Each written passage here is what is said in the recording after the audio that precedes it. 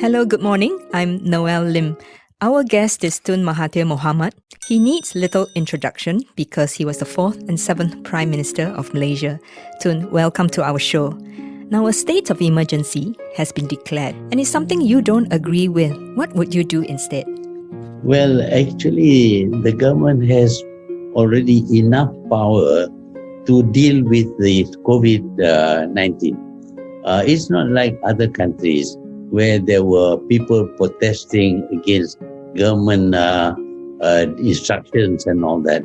In Malaysia, no. Anything that the government says, we do. We don't protest. We don't take to the streets. In America, in Germany, they take to the streets. So then they need to have additional power in order to enforce. But in Malaysia, there is no need for that. You would tell the people to do anything, they will do. People believe that this is not really about COVID-19 and it's really about politics. This move does give Tan Sri Muhyiddin Yassin some breathing space. People do see this as providing some political stability. Would you agree to that? Well, it will be a dictatorship, a kind of dictatorship where people cannot protest. So we are doing away with democracy completely by using emergency in order to give Muhyiddin full power without anybody saying anything. But he is not doing much in terms of running the country. The economy is going down and people are suffering from this action we have taken. The MCO means a lot of people will have no income, no food even. That is why we feel that these matters should be open to public debate. I find it a bit rich that you call Muhyiddin a dictator. You have the reputation of being one yourself too. Operasi Lalang and ISA come to mind. A dictator rules by decree. Whether it is right or wrong, we wouldn't know. We are no longer democratic. So we are sacrificing democracy in order to give him full power to do what he likes. For example, my party will not be registered. You can't question because there is no way we can appeal. So he is, in that sense, a dictator. I don't get my way all the time because some of my members in the cabinet are very strong in their views. So there is a cabinet, and the cabinet will ensure you don't do things which are not acceptable. Well, should Muhyiddin for some reason lose majority support, he could govern as a minority government, but he would need to negotiate confidence and supply agreements with the opposition, and this really puts him at the mercy of influential, opportunistic politicians, which, they are making demands that may not be in the best interests of Malaysians. And wouldn't you see this then, the emergency, as just that necessary step to just stop this politicking? Yeah, but it gives tremendous power to the Prime Minister. So far, the Prime Minister has not shown he is able of handling the problems of this country. What about you? What would you have done instead if you were Prime Minister? Oh, you mean the allocation for dealing with COVID was very small, much smaller than the allocation for the Prime Minister. We need a big allocation. We need to have more hospitals because if you say that the hospitals are already full, in England, they build a hospital in 9 days that can accommodate 4,000 people. After Lanka Sheraton, if you had chosen not to resign and had chosen to continuously work with Dato Sri Anwar Ibrahim, you might still be Prime Minister today, or Pakatan Harapan may still be in power. Did you resign because you saw this as an opportunity to break away from Anwar, or do you act in haste and overestimated the support you actually had? The thing is that before the Lanka Sheraton, the opposition party, including Najib and everybody, signed statutory declaration supporting me as the Prime Minister. And Pakatan Harapan also supported me as Prime Minister. But they asked me to resign to leave Pakatan Harapan and bring it down. This is Muhyiddin, Azmin, and a few others. they asked me to pull out Bersatu from Pakatan Harapan. Together with Azmin, there will be about 20-something.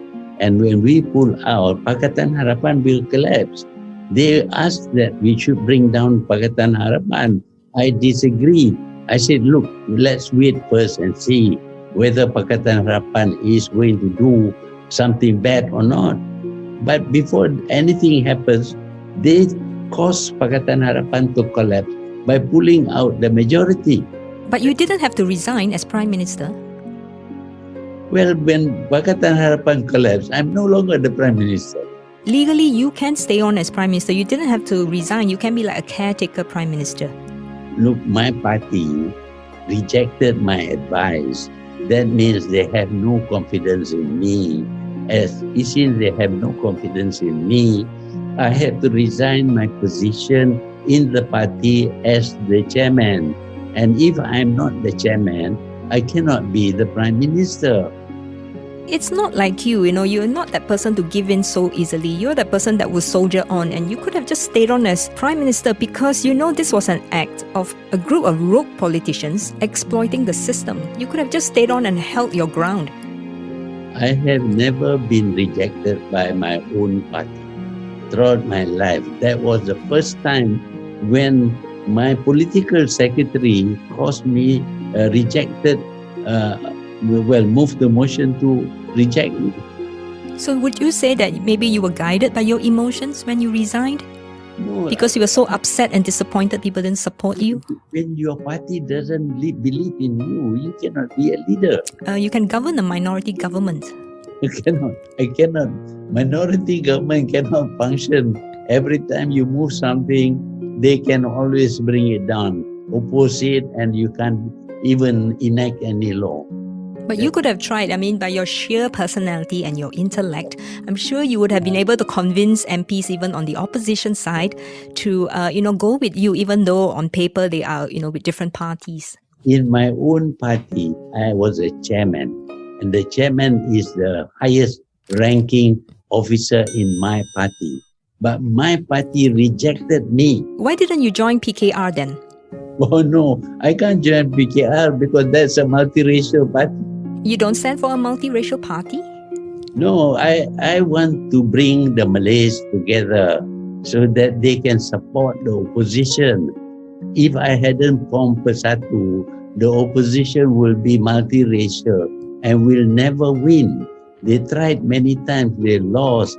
I brought in some Malays to support them, then they won. Here is, I think, where Malaysia needs to have a paradigm shift. We need people like you to move the country to start thinking that it's not just about Malay support, it is about Malaysia for Malaysians.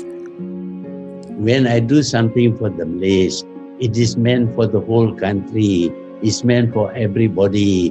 Because we have great disparity in terms of wealth between Malays and other races, there will be conflict.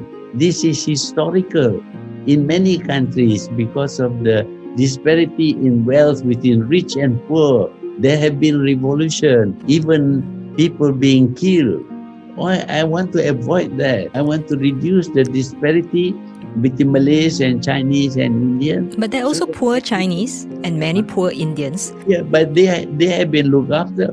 Well, I think that's debatable, whether they've been looked after. A study in this country, all races have done well. And the Chinese, because they are very able, they are very, their civilization is 6,000 years old. And they have survived anywhere they go. They can survive on their own. They came here as coolies, but today they are not coolies anymore because they have that capacity. But the Malays don't have that capacity. And maybe it's because we keep telling them they don't have the capacity, and I have to say, you do say that quite often. That's part of the problem. When you don't admit the truth, you can solve a problem. During my time, I sent a lot of them to study abroad, and they have come back, and they are qualified. They have improved their capacity. But there are so many of them in the rural areas who are very poor. All these things are problems, social problems. Yeah, I think we are not denying the fact that we need to help the poor. But the race argument should be taken out. So it's about poor, whether you're poor, Malay, Indian, Chinese. If you're poor, we need to give you that support. But if you focus for other races also, the others seem to be able to do things on their own. They can benefit. But the Malays, they have done wrong things and we have to correct them. Tun Mahathir Mohamed, the former Prime Minister of Malaysia, is on the Breakfast Grill this morning. After this, we'll discuss his relationship with Dato Sri Anwar Ibrahim.